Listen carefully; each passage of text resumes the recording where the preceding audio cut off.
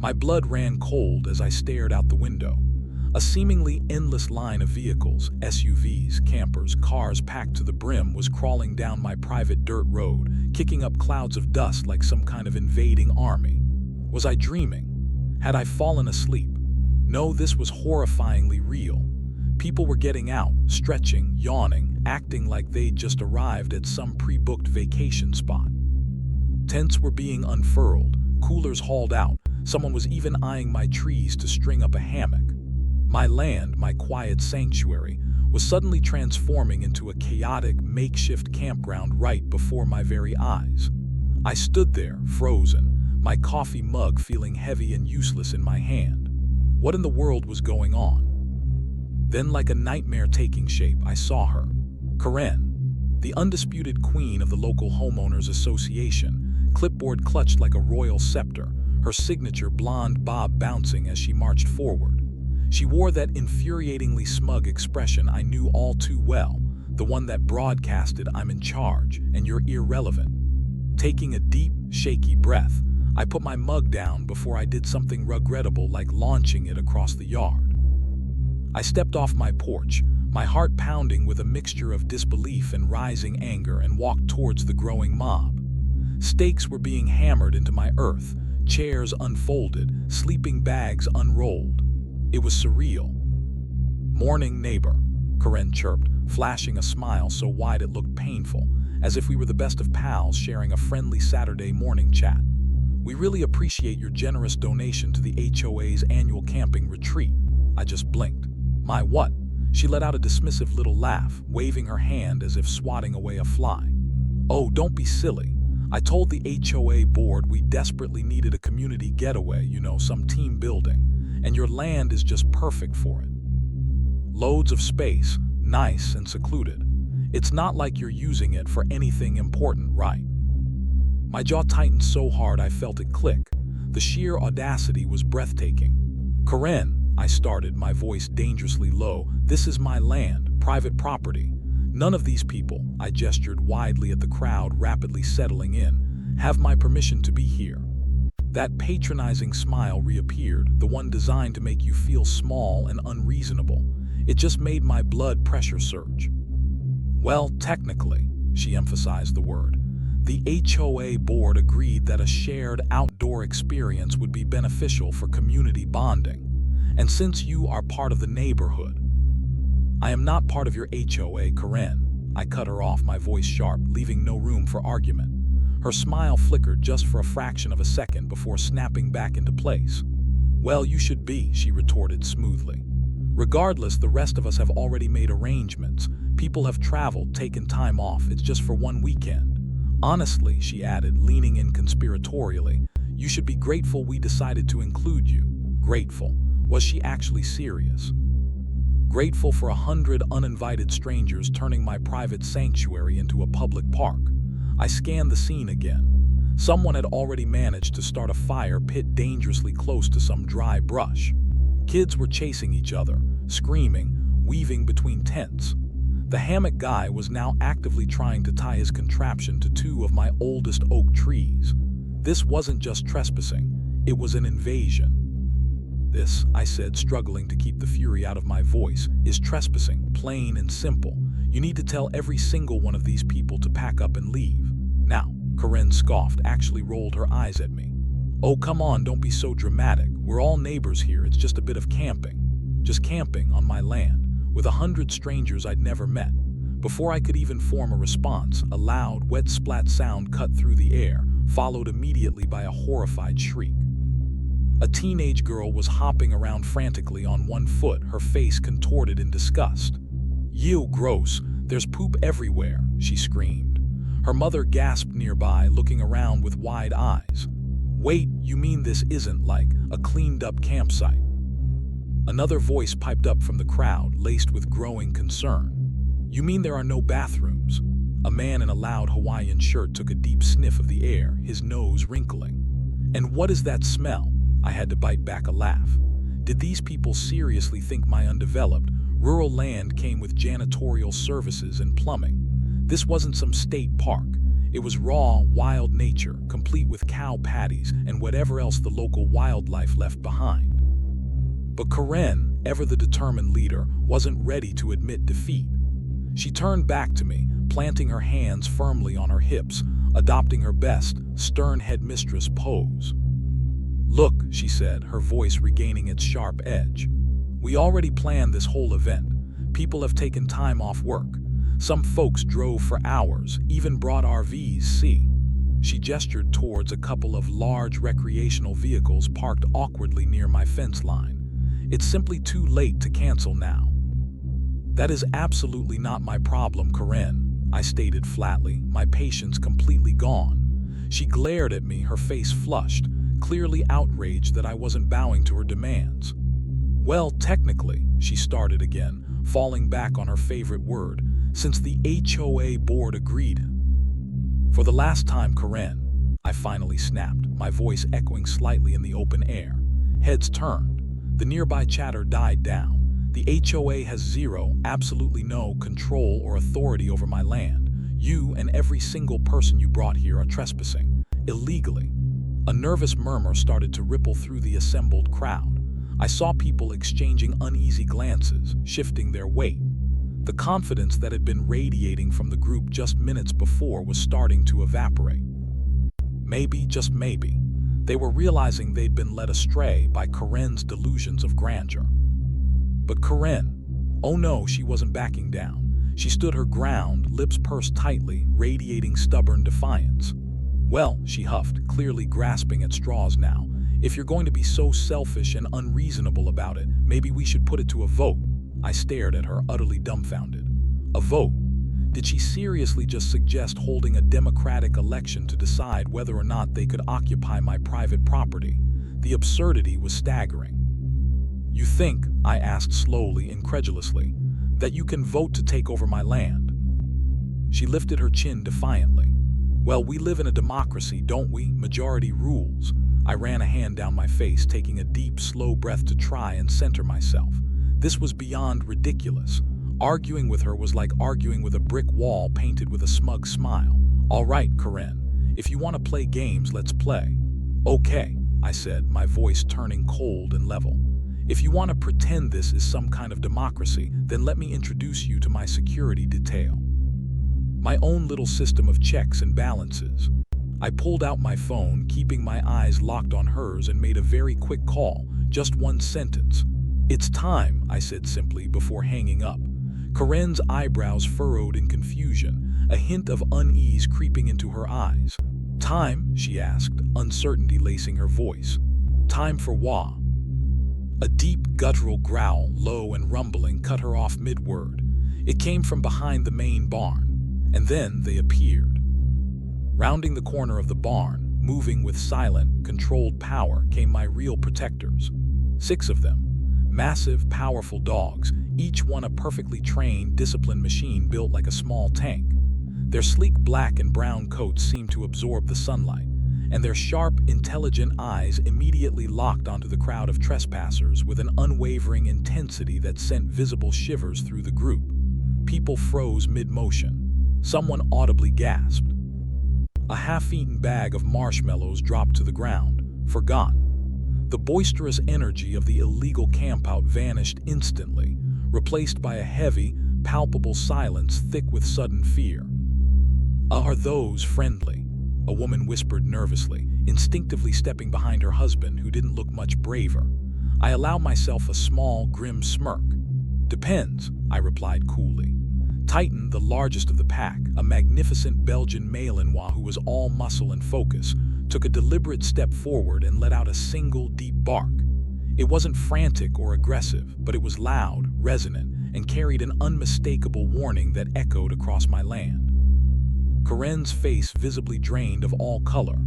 Her smugness evaporated, replaced by wide-eyed shock and disbelief. You can't just bring attack dogs into this," she stammered, taking an involuntary step back. I folded my arms, standing my ground. "Oh, I can't," I countered, raising an eyebrow. "But you can bring 100 strangers onto my private property without permission." Titan took another slow, calculated step forward, his gaze fixed on Karen. Beside him, Shadow, a sleek Doberman mix whose eyes seemed to pierce right through you, mirrored the movement, her ears pricked forward, focusing on Karen like she was the most interesting thing she'd seen all day, and potentially a chew toy. Karen swallowed hard, her bravado crumbling fast. You wouldn't," she whispered, her voice trembling slightly. I shrugged casually, though my eyes remained watchful. "They're highly trained," I explained calmly, letting the words hang in the air. "They won't attack unless someone provokes them, or refuses to leave when told." I watched Karen's eyes widen as the implication sunk in. That was the tipping point. The carefully constructed fantasy of Karen's community retreat shattered into a million pieces. Absolute chaos erupted. What moments before had been a defiant stand suddenly turned into a panic scramble. People were shoving belongings haphazardly into bags, tripping over tent stakes, and each other in their desperate rush to get back to their vehicles. The man in the cargo shorts who had been so determined to hang his hammock didn't even bother untying it. He just abandoned it and sprinted towards the line of cars. A family of 4 practically dove into their minivan. It was pure pandemonium. Karen, having somehow scrambled onto the hood of a nearby SUV for safety, shrieked above the noise, her voice cracking with panic and fury. "I'm calling the police. This is assault." I chuckled, pulling out my own phone again. "Go right ahead, Karen," I called back. "Save yourself the trouble, I already did." And as if on cue, the unmistakable sound of sirens grew louder, and flashing red and blue lights appeared at the end of my dirt road. 2 police squad cars pulled up, parking strategically to block any quick escapes. Karen gawked, first at the police cars, then back at me, her face a mask of utter disbelief and dawning horror. That, I thought with grim satisfaction, was the precise moment she finally realized she had messed with the wrong neighbor and had well and truly lost. Karen's face was a fascinating mixture of pure, unadulterated fury and utter panic as the 2 police officers got out of their vehicles.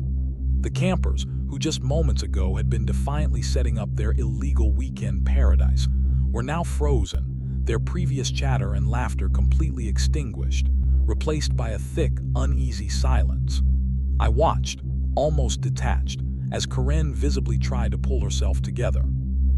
Her fingers gripped that useless clipboard so hard her knuckles were bone white.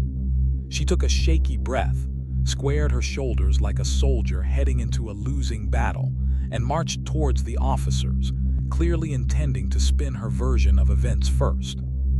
"Thank goodness you're here, officers," she exclaimed, her voice overly bright and slightly shrill. She started frantically flipping through pages on her clipboard as if it contained vital evidence. "This man," she pointed a dramatically trembling, manicured finger straight at me, "has released dangerous, vicious animals on innocent families. We were simply trying to enjoy a peaceful, pre-approved community event, and he's threatening us. It's criminal behavior. He needs to be arrested immediately." She put on quite the performance, trying to look like a victimized community leader protecting her flock. One of the officers, a tall man whose impressive mustache looked like it had seen its fair share of neighborhood disputes, gave Karen a long, slow, completely unimpressed look. He didn't seem fazed by her theatrics at all. Then he turned his attention to me. "Sir," he said, his voice calm and professional, "you called about trespassers on your property." I nodded, keeping my own voice steady. "Yes, officer, this is my private land. I never gave anyone permission to be here. As you can see," I gestured around us, "I've got about 100 people who decided to treat my property like a public park led by her." I tilted my head towards Karen. "And as for my dogs," I added, glancing pointedly at Karen, whose face tightened, "they're my security. They're here ensuring no one gets any funny ideas or refuses to leave." The second officer, a woman with sharp, observant eyes and her own official-looking clipboard, addressed Karen directly. "Ma'am, do you have written permission from the landowner to hold an event here?" Karen blinked, clearly thrown off. That wasn't the reaction she'd expected. "Well, I mean," she stammered, losing her carefully constructed composure. "We, the HOA board, we all agreed this space would be perfect for our annual retreat. It's just for the weekend, a community bonding exercise." The female officer's expression remained unchanged, stern and professional. "Ma'am, that's not what I asked. Do you have signed, written permission from the owner of this property?" Karen's mouth opened and closed a few times, resembling a goldfish gasping for air. She looked around desperately, clearly hoping one of the campers would jump in and back her up. But by now, most of them were far too busy trying to discreetly, or not so discreetly, pack their belongings, their eyes darting nervously between the police, me, and my dogs, who were still sitting calmly but alertly nearby. No one wanted any part of this confrontation now. The officer sighed, clearly used to dealing with these kinds of situations, and turned back to me. "Sir, do you have documentation proving ownership of this land?" I didn't need to say a word. I simply walked over to my old pickup truck parked near the house, reached into the glove compartment, and pulled out a thick, neatly organized folder containing my property deeds and land registration documents. I handed it over. The female officer took it and flipped through the pages with practiced efficiency. "Land deed registered solely in your name," she muttered, scanning the key sections. "Property lines clearly marked. No mention of HOA involvement. No shared community space agreements." She snapped the folder shut and fixed Karen with a stern look. "Ma'am, according to these official documents, you and everyone else you brought here are trespassing on private property." Karen sputtered, her face turning an alarming shade of red. That can't be right. He's part of the neighborhood. We live near him. That means the HOA has jurisdiction over communal activities." The officer raised a skeptical eyebrow. "Ma'am, that is absolutely not how property law works. An HOA only governs properties and homeowners who are registered members and have explicitly agreed to its bylaws and covenants. This gentleman is not a member, and this land," she gestured emphatically around her, "is not HOA property. You have zero legal authority here." Karen's face twisted, crumpling like she was about to burst into tears of frustration or perhaps just sheer rage. But we planned this for months," she wailed, actually stomping her foot like a toddler denied candy. "People took time off work, we booked caterers, we printed schedules and activity lists and everything." The officer's patience was clearly wearing thin. "Ma'am, with all due respect, your planning difficulties are not this homeowner's problem. You cannot simply decide to take over someone else's private land because it's convenient for your group's activities." Before Karen could launch into another argument, a low, guttural growl rumbled through the tense air. Titan, sensing the continued hostility directed towards me, had subtly shifted his position, his massive frame now casting an imposing shadow near Karen. His dark eyes were locked on her, unblinking, an expression on his face that clearly communicated, "Push your luck further." "I dare you." Karen let out a strangled gasp and scrambled backward hastily, nearly tripping over a discarded cooler. "Why, you need to get rid of those beasts," she shrieked, pointing a shaking finger at Titan. I just smirked. "They're on my land, Karen. Unlike you, they actually have permission to be here." The mustached officer seemed to suppress a chuckle but quickly regained his professional mask. "All right, folks," he announced loudly, addressing the entire crowd of stunned campers. "Listen up. You are all currently trespassing on private property. You have exactly 10 minutes to pack up all your belongings and vacate these premises immediately. Anyone still remaining on this property after 10 minutes will be issued a citation for trespassing, possibly followed by arrest." That finally did it. A wave of genuine panic spread through the remaining campers. Any lingering thoughts of roasting marshmallows or enjoying their illicit weekend getaway vanished. People started grabbing their gear in a frenzy, stuffing half-folded tents into bags, dragging coolers across the uneven ground, practically throwing things into their cars. I heard a few grumbled complaints about wasted vacation days and Karen's terrible planning, but nobody dared argue with the police, especially not with my canine security team watching their every move. The hasty retreat was well underway. Karen, however, wasn't quite ready to accept defeat gracefully. As the crowd scrambled to leave, she rounded on me, her face still flushed crimson with fury and humiliation. "This isn't over," she hissed, her voice low and venomous. You think this is funny? You're ruining a positive community event. You're deliberately making yourself the enemy of this entire neighborhood. You'll regret this." I just shrugged, refusing to give her the satisfaction of a reaction. "I don't care about being popular in your neighborhood, Karen. I care about my land, my privacy, and the rule of law. And let me give you some free advice. Next time you or anyone else from your little club gets the bright idea to try this again, my dogs might not just be standing around looking intimidating." Her face went pale, her eyes widening slightly. She knew I wasn't bluffing. You wouldn't dare," she whispered, but the conviction was gone from her voice. I stepped a bit closer, lowering my voice so only she could hear me clearly over the sounds of retreating campers.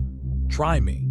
She opened her mouth, perhaps for one last scathing retort, then snapped it shut. Her jaw clenched visibly as the reality of her utter defeat finally seemed to crash down on her.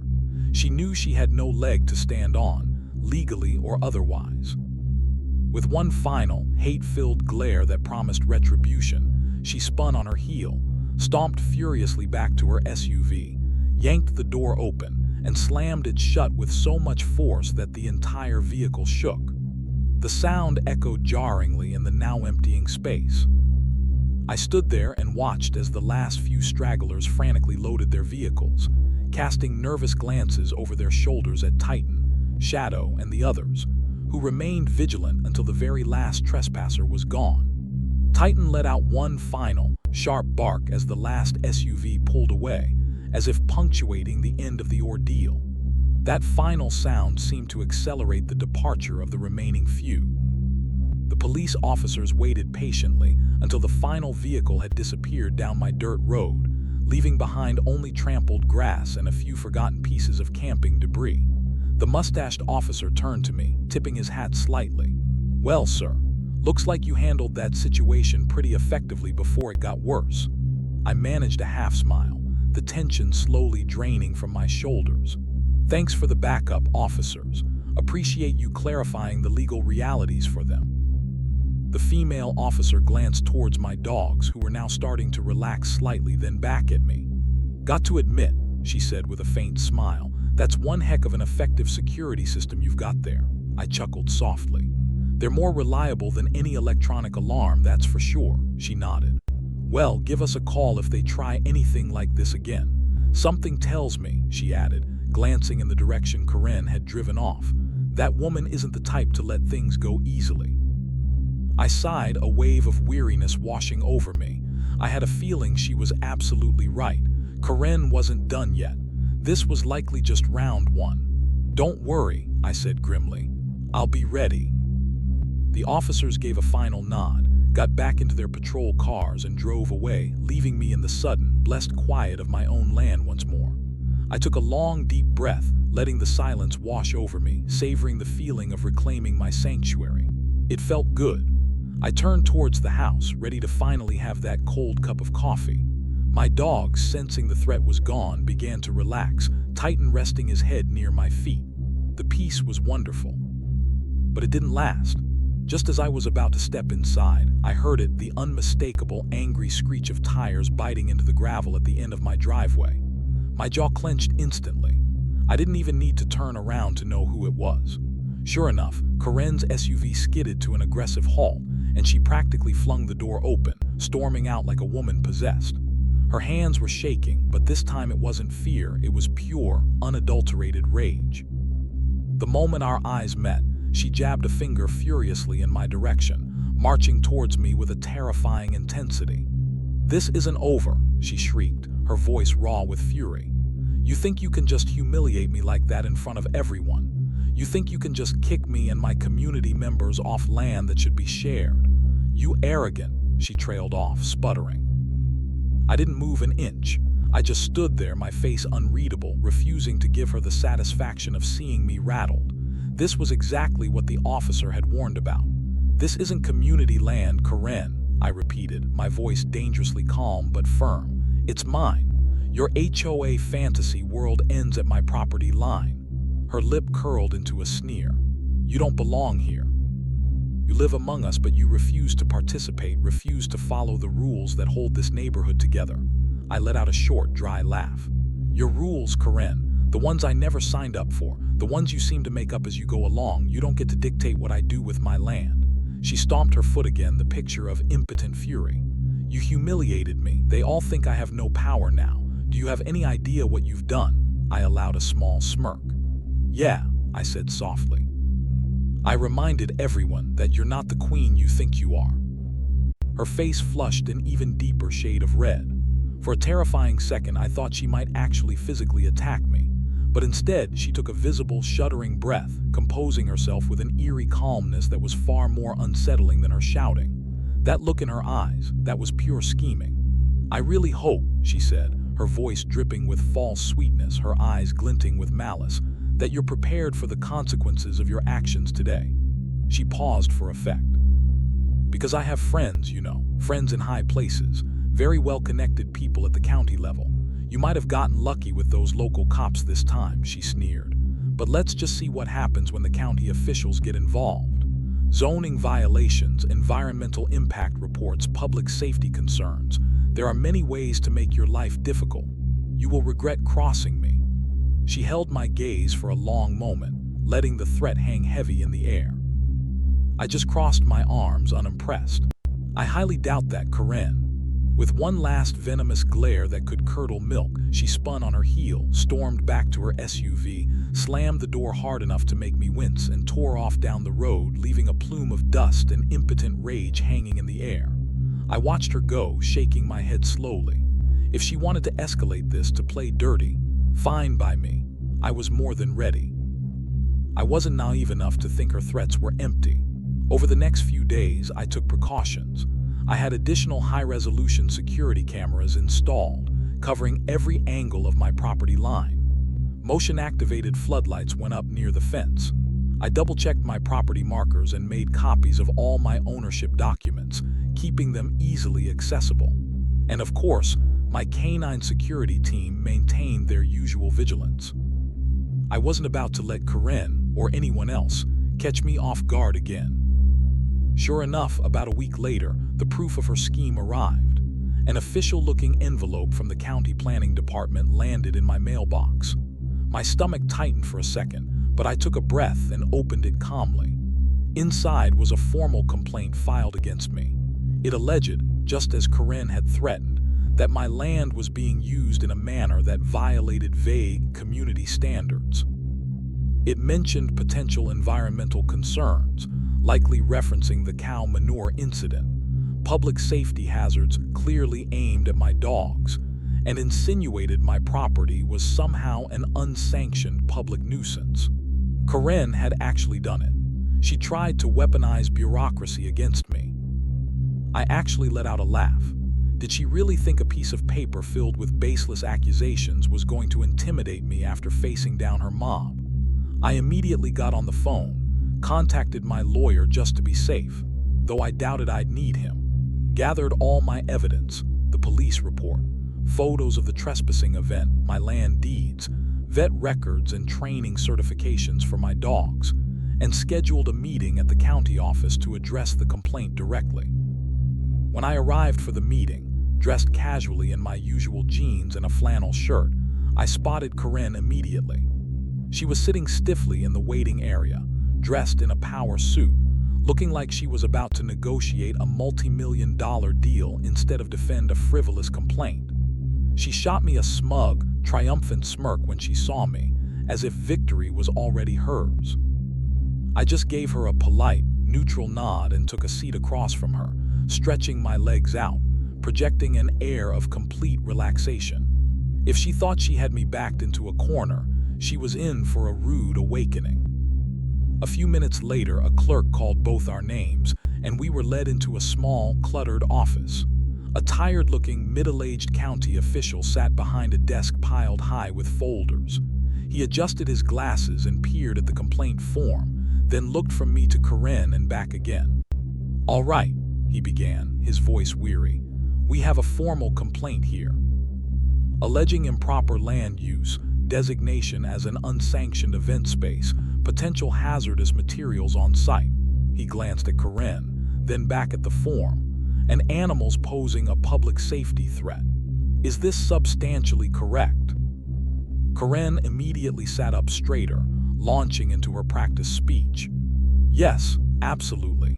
He has dangerous, aggressive attack dogs that nearly mauled innocent families during a community gathering. His property is completely unkempt and unsafe. It's a blight on the neighborhood and poses a clear risk, she declared passionately. The official turned to me, raising an eyebrow expectantly. Sir, your response? I calmly placed my own thick folder on his desk. Sir, I have evidence proving that Ms. Vance here, I nodded towards Karen, organized and led approximately 100 people in trespassing on my private property without any permission whatsoever. I have timestamped security footage showing the entire event, including the fact that my professionally trained guard dogs remained under control at all times, acted purely defensively, and never harmed or even threatened anyone unless they refused to leave my land when instructed. The official's frown deepened as he started flipping through my documents. The police report, clear photos, printed emails from Karen about the HOA event she tried to organize using my land. Karen's confident smirk was rapidly melting away. Furthermore, I continued calmly, I have the official police report from the responding officers, which confirms that Ms. Vance orchestrated an illegal gathering on private property, acknowledges that she was warned she had no legal right to be there, and documents the orderly dispersal of the trespassers under police supervision. As for the hazardous materials, unless she's referring to naturally occurring cow manure on rural land, there are none. And my animals posing a threat are licensed, vaccinated, expertly trained guard dogs residing legally on my private property, serving as my security system. Karen's mouth opened, then closed. No sound came out. The official sighed heavily, rubbing his temples as if warding off a headache. He looked directly at Karen. Ma'am, do you realize that this complaint holds absolutely no legal weight? This is privately owned land. The HOA has zero jurisdiction. There is no zoning violation for keeping licensed dogs on one's own property, nor for having undeveloped land. There has been no violation here whatsoever, other than the mass trespassing incident you apparently instigated. Karen's face twisted into a mask of pure fury. But she turned to me, her eyes blazing with helpless resentment. You can't just get away with this. A small, genuine smile finally touched my lips. Looks like I just did, Karen. The official gave her a very pointed, warning look. Ma'am, I strongly suggest you refrain from filing any further baseless complaints against this property owner. Wasting county resources with frivolous claims can have consequences, potentially including legal action against you for harassment. That did it. Karen went completely stiff, her lips pressed into a thin, white line. Her hands clenched the arms of her chair so tightly I thought the plastic might crack. She glared at me one last time, pure, unadulterated hatred radiating from her, but she knew, finally and irrevocably, that she had lost, utterly and completely.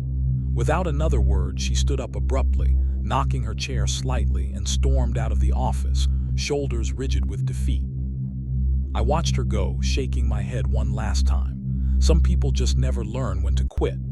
As I gathered my documents and stepped out of the county building into the fresh air, I took a deep, cleansing breath. It was over.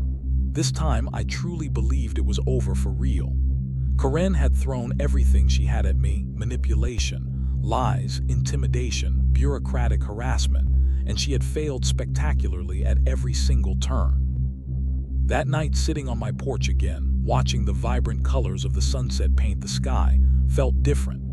Titan rested his heavy head comfortably on my lap, his tail giving a lazy thump-thump against the wooden floorboards. Shadow and the rest of the pack were sprawled out nearby, completely relaxed, dozing in the cool evening air. The profound quiet wasn't just an absence of noise. It was a deep, earned peace. I sipped my drink, finally enjoying the tranquility, knowing with absolute certainty that no matter what petty neighborhood drama Karen or the HOA tried to stir up in the future, they would always collide with the same unshakable reality. This land was mine, and no amount of entitled nonsense was ever going to change that. My home, my sanctuary, defended and secure. What a ride, right? Dealing with people like Karen can be exhausting, but standing your ground is worth it. If you enjoyed this story and want to hear more like it, make sure to hit that like button and subscribe to the channel. Thanks for listening.